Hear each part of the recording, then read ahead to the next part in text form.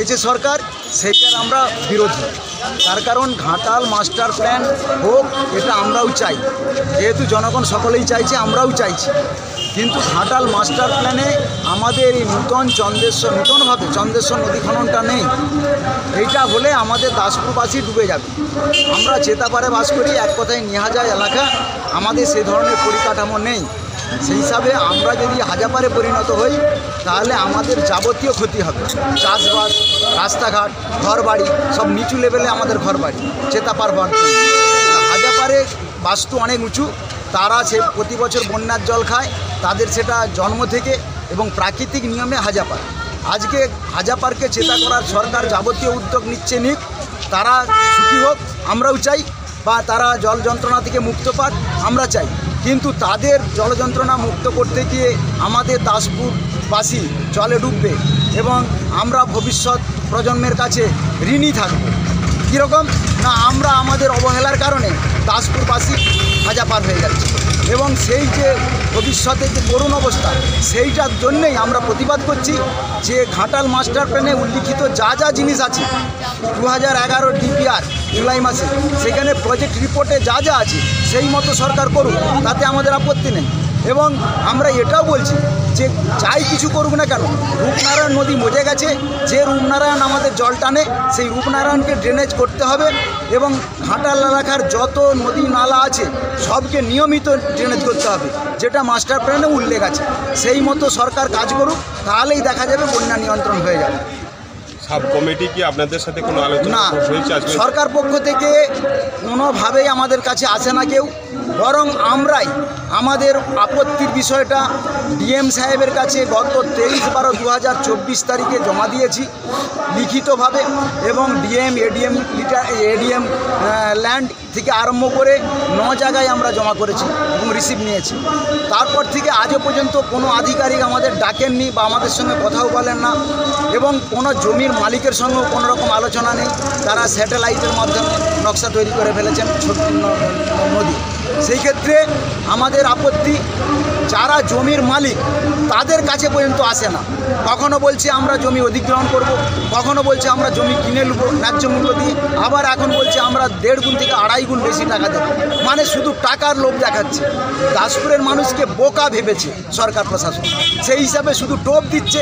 আমরা যদি ভুল করে এই টোপটা গিলে নিই, আমরা কেন আমাদের ভবিষ্যৎ প্রজন্ম সবাই ডুববে। সেই কারণে দাসপুরবাসী গর্জে উঠেছে যে এই অন্যায় যে কর্মসূচি সরকারের, সেটা থেকে সরকার বিরত হোক, এবং এইটাই জানানোর জন্য সরকার পক্ষকে আজকে আমরা মহামিছিলের ডাক দিয়েছি। এর আগে আমরা 2টো মিছিল করেছি, সেটা নিশ্চিত অনেক মিডিয়াতেই বেরিয়েছে, আপনারা জানেন।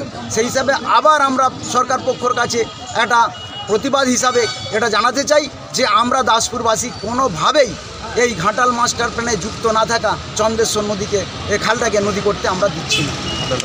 আমার নাম হরেকৃষ্ণ জানা, সম্পাদক। আচ্ছা হরেকৃষ্ণবাবু, আপনারা কি কোনো জনস্বার্থ মামলা আপনাদের দ্বারা? না, জনস্বার্থ মামলা আমার যতটুকু ধারণা, যে হাইকোর্ট তো একটা বিশাল ব্যাপার, লাখ লাখ মামলা হয়। সেখানে ঘাটালবাসী বা ঘাটাল এলাকার কোনো নাগরিক তারা মাস্টার প্ল্যান রূপায়ণ চেয়ে হাইকোর্টে মামলা করেছেন, এবং সেখানে চিফ জাস্টিসের এজলাসে যে মামলা চলছে সেখানে সরকার পক্ষ কিন্তু পিছু হটছে। আপনারা সকলেই জানুন, যারা জানেন না, যে কোর্ট বলেছে যে মাস্টার প্ল্যানে কি আছে এবং মাস্টার প্ল্যান রূপায়ণের জন্যে সরকার পক্ষ কি ব্যবস্থা নিচ্ছে, সেই ব্যাপারে না বলে তারা কত তিরপল বিলি করেছে, কত চাল ডাল বিলি করে, সেই সব হিসেব দিচ্ছিল। কোর্ট বলেছে এই সব তো আমরা চাই না। তাহলে আপনাদের মাস্টার প্ল্যান করার যে ইচ্ছে সেটা কি? আপনাদেরকে শেষবারের মতো আরও 2 সপ্তাহ সময় দিচ্ছি।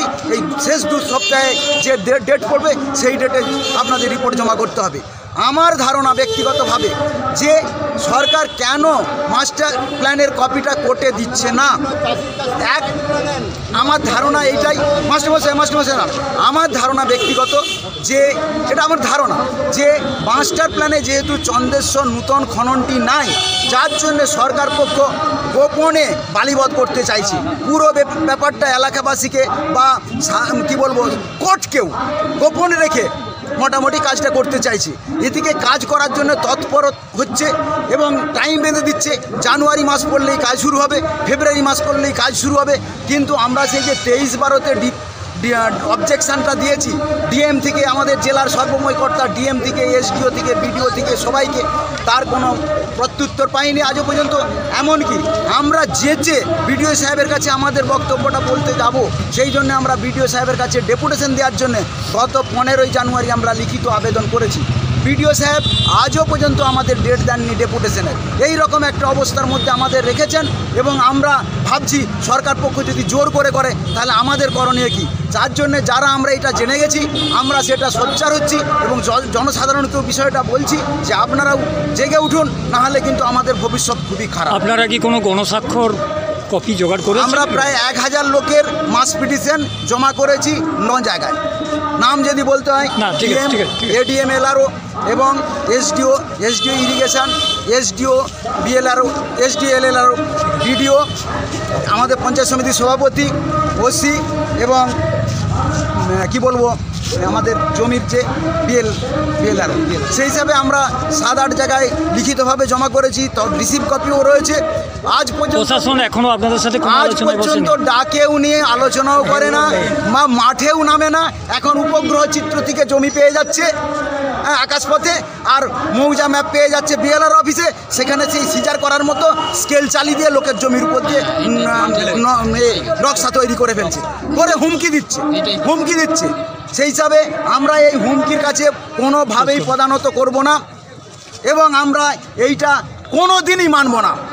আমাদের উপর দিয়ে যদি রোলার চালিয়েও দেয় আমরা মানব না।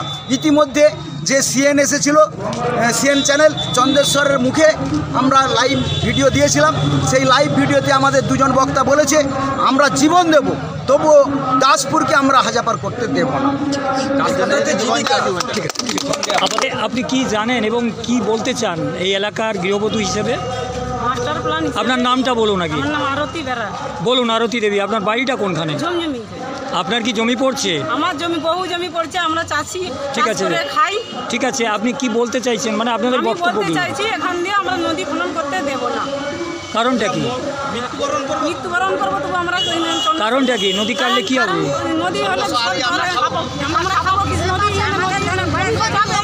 জলে ডুবে থাকবে, হাজাপারে পরিণত হয়ে যাবে, আমাদের ঘর বাড়ি সব শেষ হয়ে যাবে। সরকার তো বলছে উপযুক্ত বাজার মূল্য দেবে এবং 2.5 গুণ টাকা বেশি দেবে। সরকার অনেক কিছুই দিয়েছে। আমরা চাষ করে যে জমি জায়গায় করে কাজ করে ব্যয় করে ছেলে মেয়েদিকে লেখাপড়া শিখেছি, সরকার একটা চাকরি দিতে পারছে না, আমরা খেটে খাচ্ছি। তাহলে মূল কথা আপনাদের চাষযোগ্য জমি আপনারা ছাড়বেন না। আমরা দিতে দিব না, হাজারে পরিণত হচ্ছে।